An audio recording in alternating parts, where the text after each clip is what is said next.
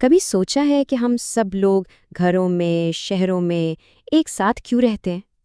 چلیں آج ہم اسی سوال کا جواب ڈھونڈنے نکلتے ہیں اور انسانی بستیوں کی اس دلچسپ دنیا کو دیکھتے ہیں۔ دیکھیں گے کہ چھوٹے چھوٹے گاؤں سے اتنے بڑے بڑے شہر آخر بنتے کیسے ہیں۔ تو سب سے بنیادی سوال وہی کہ ہم گھروں میں اکٹھے رہتے ہی کیوں ہیں؟ اگر اس سوال کا جواب مل جائے نا تو یہ بھی سمجھ آ جائے گا کہ بستیوں کی ضرورت ہی کیوں پیش آتی ہے۔ اچھا، تو اس سفر میں ہم 4 خاص چیزوں پر بات کریں گے۔ سب سے پہلے کہ یہ بستی ہوتی کیا چیز ہے، پھر گاؤں اور شہر میں کیا فرق ہوتا ہے، اس کے بعد ہم دیکھیں گے کہ بستیوں کی بناوٹ کیسی ہوتی ہے، اور آخر میں سب سے اہم بات کہ شہروں کے لیے منصوبہ بندی اتنی ضروری کیوں ہے۔ تو چلیں شروع کرتے ہیں اپنے پہلے سٹاپ سے، مل کر سمجھتے ہیں کہ یہ بستی آخر ہوتی کیا ہے۔ بستی کا مطلب بہت ہی آسان ہے، سیدھی سی بات ہے، یہ کوئی بھی ایسی جگہ ہے جہاں لوگ مل جل کر رہتے ہیں۔ اب یہ چند گھروں کا ایک چھوٹا سا گروہ بھی ہو سکتا ہے، یا پھر کراچی جیسا ایک بہت بڑا شہر بھی جہاں لاکھوں لوگ رہتے ہیں۔ ذرا اس تصویر کو دیکھیں، یہ ایک بہت پرانی شروع کی بستی ہے۔ تو انسانوں نے مل کر رہنا شروع ہی کیوں کیا تھا؟ اس کی وجہ تھی بنیادی ضروریات، جیسے رہنے کے لیے گھر، کھانے کے لیے غذا، اور ہاں، سب سے ضروری چیز حفاظت۔ جب لوگ اکٹھے رہتے تھے تو زندگی آسان بھی ہو جاتی تھی اور محفوظ بھی۔ ٹھیک ہے، تو اب ہم یہ تو سمجھ گئے کہ بستی کیا ہوتی ہے۔ اب آگے بڑھتے ہیں اور اس کی 2 بڑی قسموں کو دیکھتے ہیں۔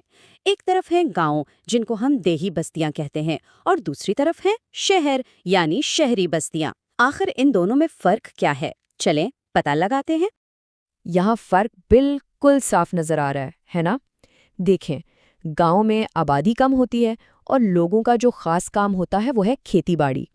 دوسری طرف شہر ہے، جہاں آبادی بہت زیادہ ہوتی ہے اور کام بھی الگ الگ قسم کے ہوتے ہیں، جیسے فیکٹریوں میں، دفتروں میں، اور ہاں، شہروں میں اسپتال اور یونیورسٹی جیسی بڑی سہولیات بھی گاؤں کے مقابلے میں کہیں زیادہ ہوتی ہیں۔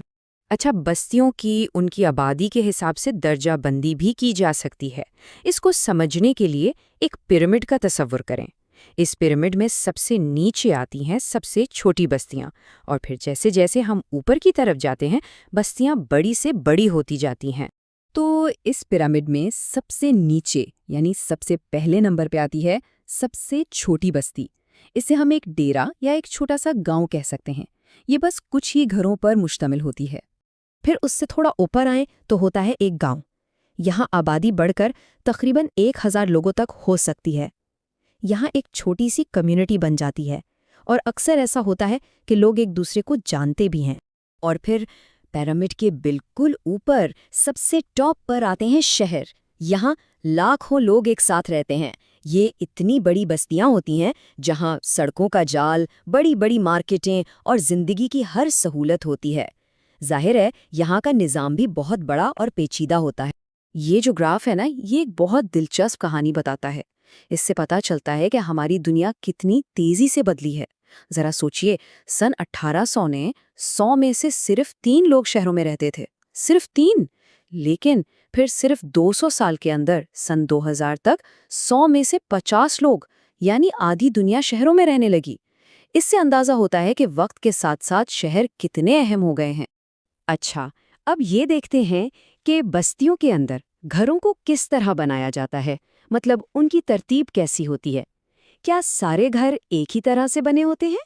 نہیں، بالکل نہیں، ان کے بھی خاص نمونے ہوتے ہیں۔ پہلی قسم ہے مربوط بستی، اسے گنجان بستی بھی کہتے ہیں۔ اس میں کیا ہوتا ہے کہ سارے گھر ایک دوسرے سے جڑے ہوئے یا بہت قریب قریب ہوتے ہیں، بالکل ایک گچھے کی طرح۔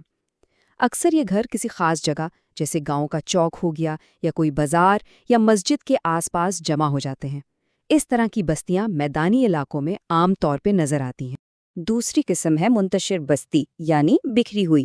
یہاں معاملہ بالکل الٹ ہے۔ گھر ایک دوسرے سے کافی دور دور بنے ہوتے ہیں اور ان کے بیچ میں یا تو کھیت ہوتے ہیں یا کھلی زمین۔ اس قسم کے گھر اکثر پہاڑی علاقوں میں یا کھلے دیہاتوں میں نظر آتے ہیں۔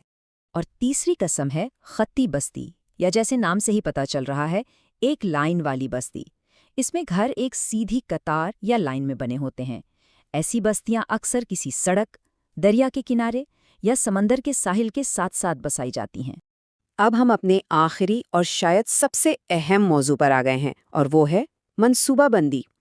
دیکھیے، جب بستیاں چھوٹی ہوتی ہیں تو شاید منصوبہ بندی کی اتنی ضرورت محسوس نہ ہو، لیکن جب وہی بستیاں بڑی ہو کر شہر بن جاتی ہیں تو یہ منصوبہ بندی آخر اتنی ضروری کیوں ہو جاتی ہے؟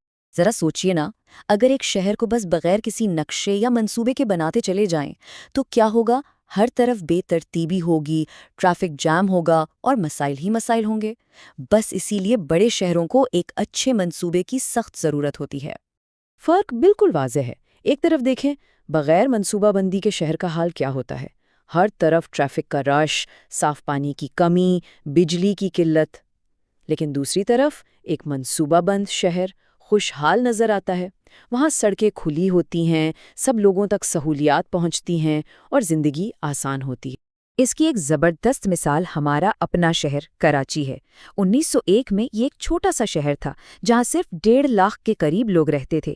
پھر پاکستان بنا، یہ دارالحکومت بنا اور اس کی آبادی بہت تیزی سے بڑھنے لگی۔ پھر اس کی بندرگاہ بڑی ہوئیں اور 1998 تک یہاں کی آبادی 1 کروڑ تک پہنچ گئی۔ یہ جو حیرت انگیز ترقی ہے، یہ ہمیں سکھاتی ہے کہ اگر مستقبل کی منصوبہ بندی نہ کی جائے تو اتنی بڑی آبادی کے لیے سہولیات فراہم کرنا کتنا مشکل ہو سکتا ہے۔ اچھا، اب آخر میں ایک سوال سب کے لیے۔ آج ہم نے جو کچھ بھی سیکھا ہے اسے ذہن میں رکھتے ہوئے ذرا سوچئے کہ اپنے محلے کو یا اپنی گلی کو رہنے کے لیے ایک بہتر اور صاف ستھری جگہ بنانے کے لیے کیا کیا کیا جا سکتا ہے۔ تو آج کے اس سفر کے لیے بس اتنا ہی۔ امید ہے کہ انسانی بستیوں کی یہ دنیا آپ سب کو دلچسپ لگی ہوگی۔